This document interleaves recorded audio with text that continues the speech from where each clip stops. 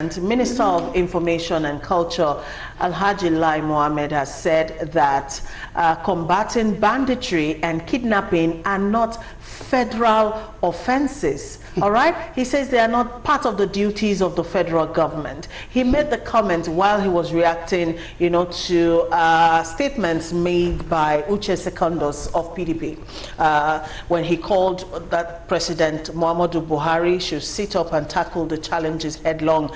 Well, Secondos raised concern over the growing insecurity around the country, and he decried the increase of cases of murder, kidnapping, and other acts of terrorism across the country, especially in Kaduna, Niger, Benue, Katsina, and Zamfara states. Reacting to this, Lai Mohammed said banditry, kidnapping are not federal offenses, and governors of the states where such crimes are carried out should be held responsible instead. Meanwhile, Sheikh Gumi has asked the federal government to actually take the 100 million naira demanded by the kidnappers for the release of the abducted students of Greenfield University from Central Bank of Nigeria. All right, so these are all the issues on the table regarding to this issue of kidnapping and all of that. Gentlemen. This is not the time to play politics.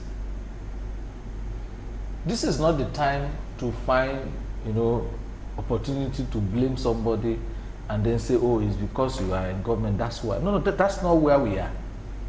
I think we need to first of all accept that we have a problem as a country. Yeah. And to find solution to those problems, we still need to sit down and work together. And that's why I was reading the comments of Atiku Abubakar yesterday, and I was impressed that he came out to say, look, this is a challenge. We need to find solution to this. Federal government, this is the time to sit down and give solutions. We need to find solutions to this, and that's how I expect people to be talking, not to say, oh, this person, that person. That's even by the way.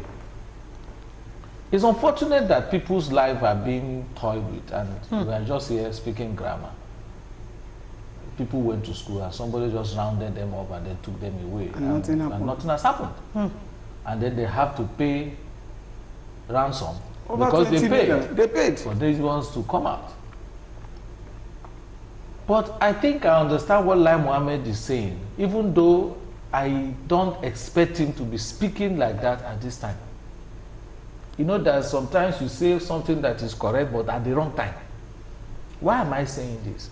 I don't know if Nigerians know how much the governors pocket as security votes every month from our general post.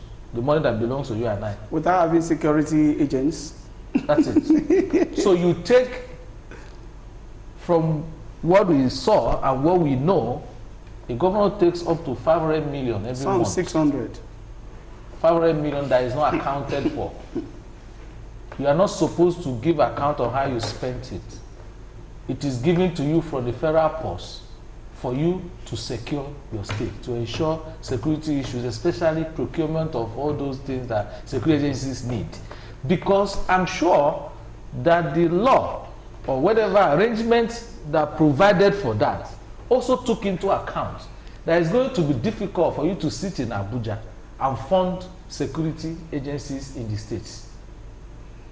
I am so sure that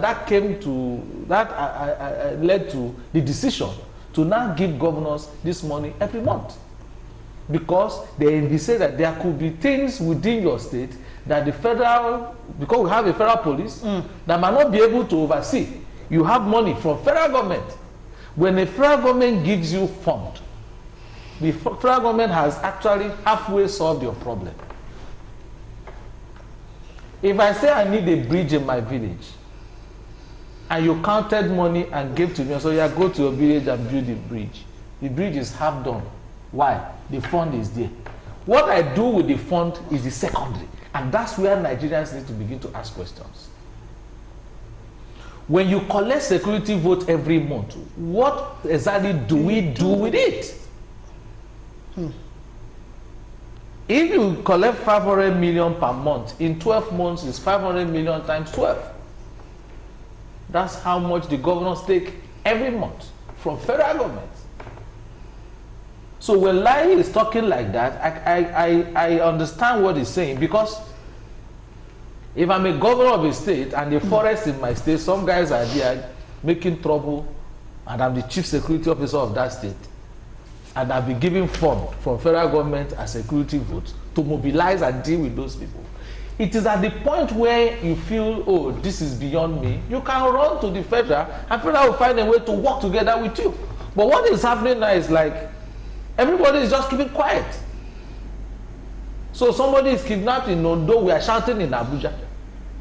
Somebody is kidnapped in Anambra, you are shouting in Abuja. Meanwhile, there's somebody sitting in that same state as the chief security officer of the state. Whether you control the police or not, I know there's a commissioner of police that briefs you, and you have fund. If it's equipment that we don't have, anybody who gives you 500 million every month gives you enough money. All right, Chicks, to buy whatever you need. let me just ask a follow-up question to what you said on this issue of security votes given to governors every month. Going by the name security vote, it is money supposedly earmarked to secure that particular state. But I don't know whether it's you that has more knowledge of this, but constitutionally speaking, what is encapsulated within that thing called security vote? What are the governors actually supposed to do with that money? I want to know. You know, security vote is given, and then you are allowed to use the fund based on the realities in your own area. In terms of security? You know, that's what I'm saying. Yeah. When you say security, people think it has to be police, army, or no. Mm-hmm. Sometimes it could be, there's youth restiveness in this area. Mm-hmm. And then these are the boys causing problems. I will give you an example. When the current Minister of Labor and Employment, Chris Ngige, was governor in Anambra, what he did then was to use his security votes in a way that he was able to solve the problem of insecurity by not just buying gun and buying motor vehicle for police and all that, no, but identifying who are these people, you know, constituting this insecurity. Who are they? Where are they? What exactly is the issue? You know, so there are so many things you are supposed to do. Sometimes you find that the boys who are creating problems are jobless youths. So what do?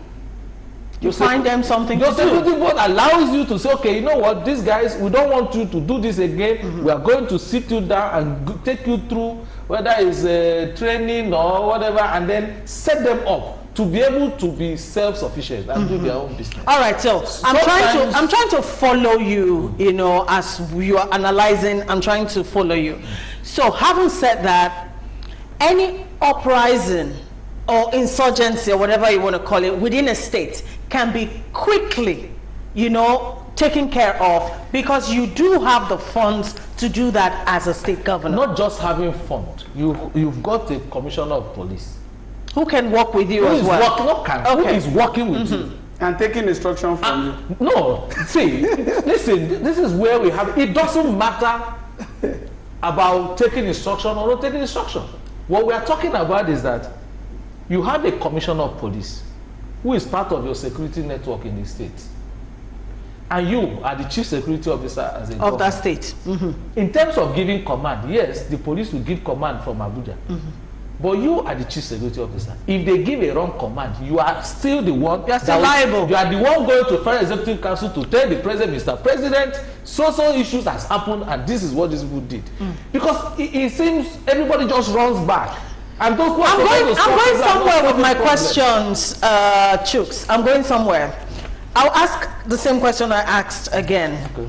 Any uprising in your state can be quickly stemmed by the state governor. You do have the wherewithal to do that. Of course. Before it gets out of hand. So can we say in this regard that the individual state governors in the individual states have actually allowed the issues of insecurity to get out of hand in Nigeria? Is that what is happening? Okay, I just wanted that to be out there in the public. That's what is happening, and that's why I keep telling people. You see, when a little problem happens within your territory and you fail to take action, it grows. If a small boy throws what you call knockout here and everybody keeps quiet, he's going to throw it again. From knockout, you graduate to something else. But if something happens and you nip it on the board, it will not repeat. And most cases, the local intelligence is actually what you need to work. The policeman that we are talking about does not understand the environment where he's even policing, which is the problem of our police. We are running a federal police where a man from Bauchi is the one policing a boy. He already has language problem, he has cultural issues, he does not even understand the psychology of the place. So that's why you find that in a state like Anambra, where I come from, I keep giving the governor of my state some credit. Before this whole thing now, we started having this IPOB and ECN. What they did was to do what they call vigilante. The local vigilantes work with the police. The police cannot go into a community until they get a report from vigilante people, because those are members of that community. They will call names and tell you exactly who is the father of this boy, and they will give you correct information. If you now want to arrest, police will arrest. But in a situation whereby police is policing an environment it doesn't even understand, and that's why we call for state police. Unfortunately, the same politicians will find a way to say, no, we can't do state police, because the governors will hijack it. And the people at the federal are not hijacking army and police at federal level. Because why are we saying state police? It's because a policeman should police his state. If you send me as a policeman to my state, of course, even if you cover my eyes, I will find my way to my father's compound. If people are talking, I hear the language. But when you are detached from the psychology of a space, policing that space is always difficult. Okay, all right. And then in most cases, the man who is giving the command in that state as a commissioner of police does not even understand that he's not even from that state. He doesn't even understand the language. So how do you gather intelligence? Most times intelligence is about fusing into the people and then getting information from the market, public places. It could be where they are doing festival and you are there, you are hearing talks. So my problem is that the governors cannot sit down and say, oh, because Abuja, I don't agree with that. Abuja has their own problem.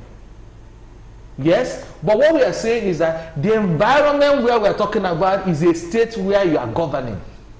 You are the primary person before we now move to, is when it gets out of hand, and you need to come and tell us it's out of hand. You have to speak up. Okay, thank you, Chuks, for that insight.